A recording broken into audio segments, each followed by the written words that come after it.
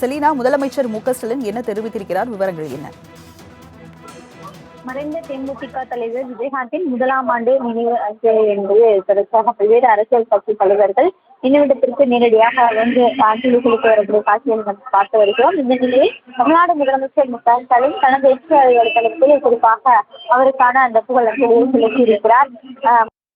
மனதிற்கும் தூய அன்பிற்கும் சொந்தக்காரராக விளங்கி மண்ணை விட்டு மறைந்தாலும் நமது நெஞ்சில் வாழும் நண்பர் கேப்டன் விஜயகாந்த் அவர்களை நினைவு கூறுகிறேன் என்று முதலமைச்சர் மு.க.ஸ்டாலின் தனது எக்ஸ் வலைதளத்தில் பதிவு செய்திருக்கிறார். குறிப்பாக நேரடியாக வந்து முதலாம் ஆண்டு நினைவு தினத்தில் அஞ்சலி செலுத்தக்கூடிய நிகழ்வில் பங்கேற்க வேண்டும் என்று முதலமைச்சர் மு.க.ஸ்டாலினுக்கு பிரேமலதா இந்த அழைப்புதல் விடுத்திருந்தார். இந்த நிலையில் முதலமைச்சர் மு.க.ஸ்டாலின் தனது எக்ஸ் வலைதளத்தில் மாசற்ற மனதிற்கும் தூய அன்பிற்கும் சொந்தக்காரர் விலகி மண்ணை விட்டு மறைந்தாலும் நமது நெஞ்சங்களில் வாழும் நண்பர் கேப்டன் விஜயகாந்த் அவர்களை நினைவு கூறுகிறேன் என்று தனது எக்ஸ் வலைதளத்தில் பதிவு செய்திருக்கிறார்.